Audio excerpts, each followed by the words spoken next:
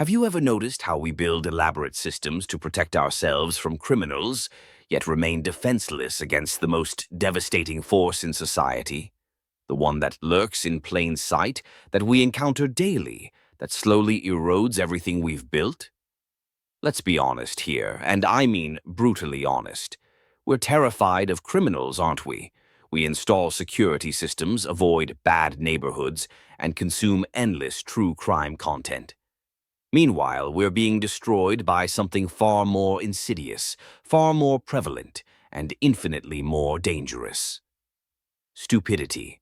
Not just garden variety ignorance, but a particular brand of stupidity so toxic, so resistant to remedy, that it makes the average criminal look like a minor inconvenience in comparison. Have you ever wondered why society seems to be crumbling despite our technological advances? Why we can't solve seemingly simple problems? Why intelligent discourse has been replaced by mindless shouting matches? I'll tell you why, and fair warning, you won't like what you're about to hear. The uncomfortable truth about stupidity. Let's get something straight. I'm not talking about lack of education or low IQ.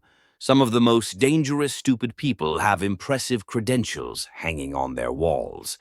The stupidity I'm referring to is a particular quality that transcends intelligence, a stubborn, self-reinforcing condition that philosopher Dietrich Bonhoeffer and economist Carlo Cipolla identified as perhaps the greatest threat to human civilization. But before we dive deeper, ask yourself this uncomfortable question. How often do you enable stupid people? How frequently do you smile politely and nod when someone spouts complete nonsense because confrontation feels too awkward? You're part of the problem. We all are. Criminals, for all their moral failings, operate within a framework of rationality. They break the law for personal gain. They calculate risk versus reward. They can be deterred by consequences. In short, criminals follow a twisted but comprehensible logic. The stupid person, however, is a creature of different making entirely. Bonhoeffer's warning. The danger we ignore. Dietrich Bonhoeffer, the German theologian who resisted the Nazi regime and was executed for his efforts, wrote something profoundly disturbing about stupidity while imprisoned. Stupidity is a more dangerous enemy of the good than malice. One may protest against evil. It can be exposed and prevented by the use of force. Against stupidity, we are defenseless. Read that again. Against stupidity, we are defenseless. Bonhoeffer wasn't throwing around casual insults.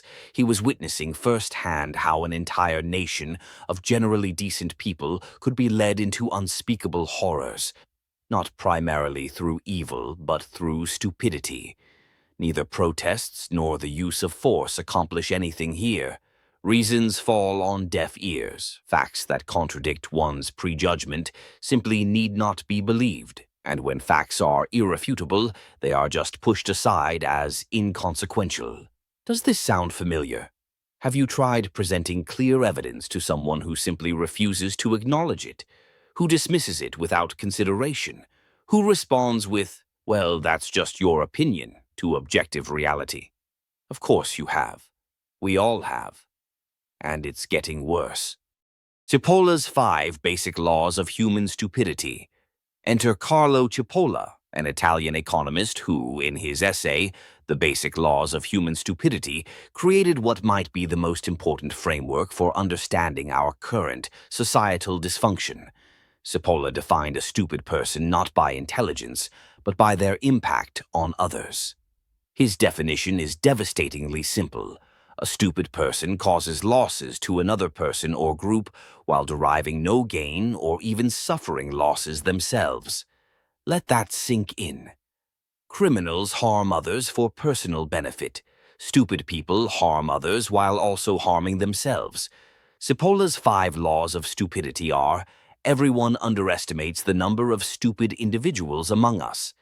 The probability of a person being stupid is independent of any other characteristic they possess. A stupid person causes losses to others while deriving no gain, and even possibly incurring losses themselves. Non-stupid people always underestimate the damaging power of stupid individuals. A stupid person is the most dangerous type of person. That fifth law deserves elaboration. More dangerous than criminals? Yes, far more dangerous. Here's why. The mathematical horror of stupidity. When a criminal acts, they follow a certain logic. They want something you have, so they take it. There's a direct relationship between their action and their desired outcome. This means criminals are predictable and, more importantly, deterrable. A stupid person, in contrast, acts without logic. They may support policies that harm themselves. They may oppose their own interests. They may destroy value for everyone, including themselves, and feel righteous while doing so. How do you defend against that? You can't reason with it. Reason is irrelevant to the stupid person. You can't appeal to self-interest. The stupid person will act against their own interests. You can't even predict it. The stupid person's actions follow no rational pattern. This is the mathematical horror of stupidity. It's not just harmful, it's unpredictable and unpreventable harm. Think I'm being dramatic? Let's look at concrete examples. A criminal might steal your wallet. A stupid person might vote for policies that destroy the entire economy, including their own livelihood. A criminal might scam elderly people out of their savings. A stupid person might spread misinformation that leads to widespread public health disasters. A criminal breaks the law. A stupid person might help dismantle the very concept of shared truth that makes laws possible in the first place. Do you see the difference in scale, in impact, in preventability? Stupidity's perfect defense mechanism. Here's where it gets truly terrifying. Stupidity comes with a built-in defense mechanism that makes it nearly impervious to correction. Stupid people don't know they're stupid. In fact, they often believe themselves to be exceptionally intelligent. This is known as the Dunning-Kruger effect, the cognitive bias whereby people with limited knowledge or competence in a given intellectual or social domain greatly overestimate their competence. The criminal knows they're breaking the law. The stupid person thinks they're a genius, which is more dangerous, which is harder to identify and neutralize. And before you smugly assume this doesn't apply to you, check yourself.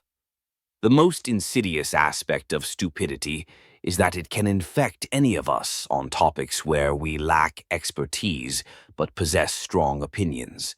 How often do you share articles without reading past the headline? How often do you form strong opinions on complex issues after minimal research? How often do you assume that because you're smart in one area, your opinions in unrelated fields must also be valuable? We're all susceptible. That's what makes stupidity so dangerous. It's not confined to others. It's a human vulnerability that requires constant vigilance. The asymmetry of damage. Here's another disturbing reality. The damage caused by stupidity is asymmetrical. It takes significantly more resources to repair the damage caused by a stupid person than it took the stupid person to cause it. A criminal might plan a sophisticated heist for months. A stupid person can destroy decades of institutional trust with one viral, baseless claim made in seconds. A criminal needs specific skills and opportunities. A stupid person just needs a platform. And in today's world, everyone has a platform. This asymmetry creates what I call the stupidity deficit. Society simply cannot repair damage as quickly as stupid people can cause it. The math doesn't work. We're in a perpetual state of falling behind. Ask yourself, how many hours have intelligent people spent debunking conspiracy theories that took minutes to invent? How much economic value has been lost to policies stemming from simplistic thinking about complex systems? The deficit grows daily, and we lack the mechanisms to close it. The social amplification of stupidity. In previous eras, stupidity was somewhat contained by social and institutional barriers.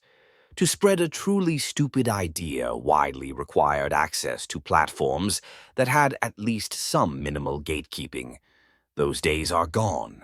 Today's digital landscape has created what I call stupidity acceleration, the process by which demonstrably false or harmful ideas can reach millions of people before any correction can occur. Worse, our social media algorithms actively promote content that triggers emotional responses over thoughtful content.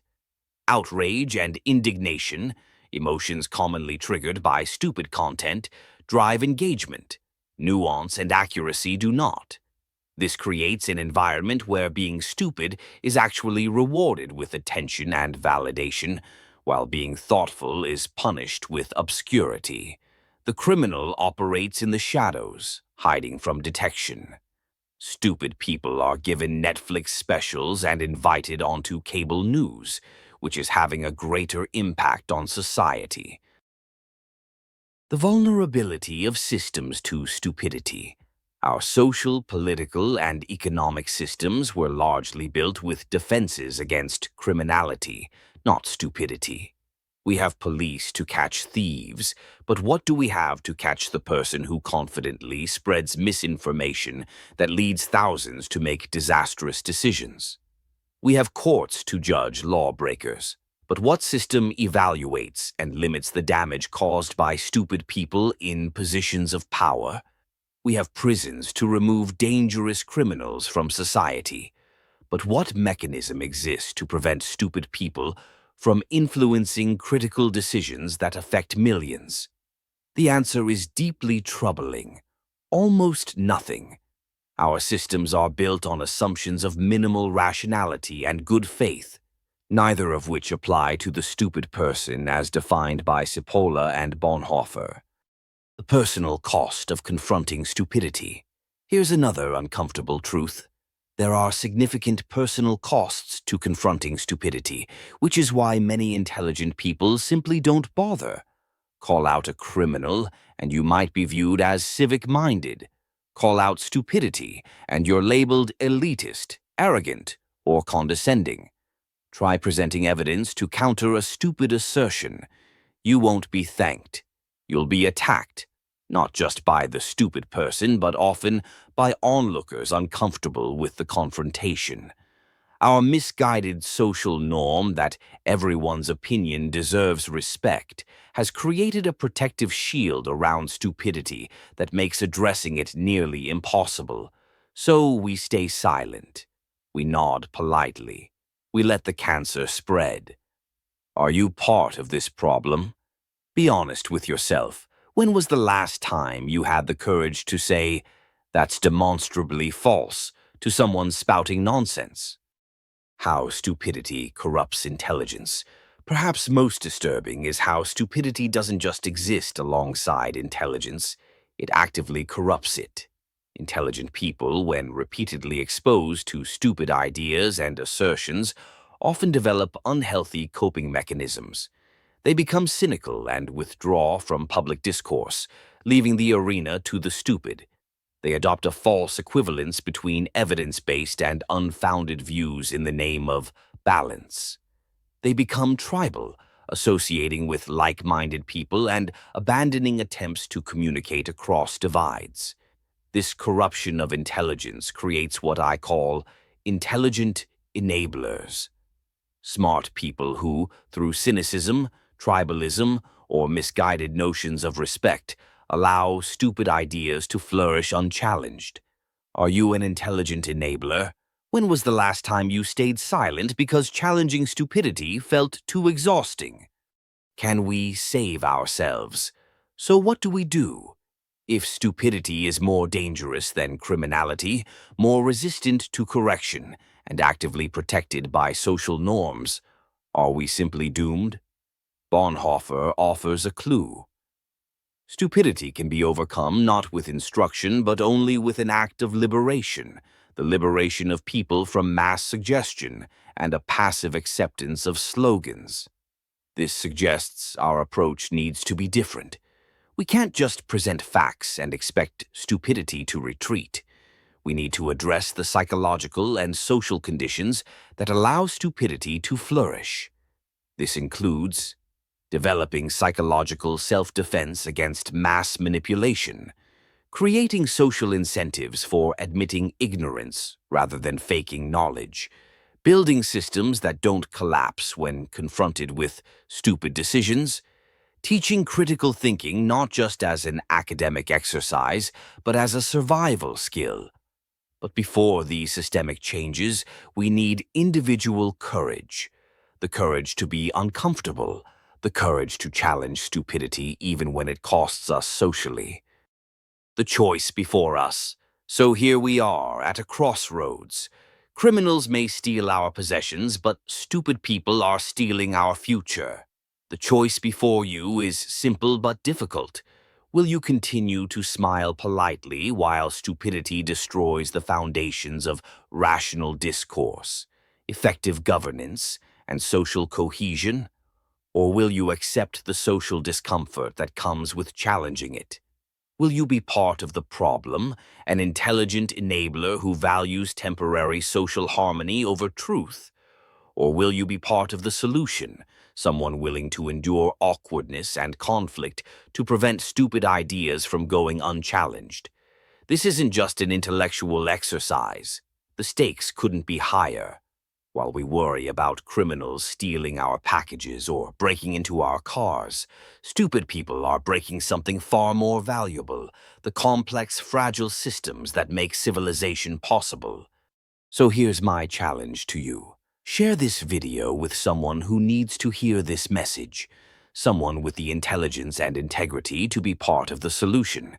Because here's the brutal truth. We fear criminals, but stupidity is what will end us if we don't develop better mechanisms to contain it. Bonhoeffer and Cipolla warned us. The question is, are we listening? Or are we too stupid to save ourselves?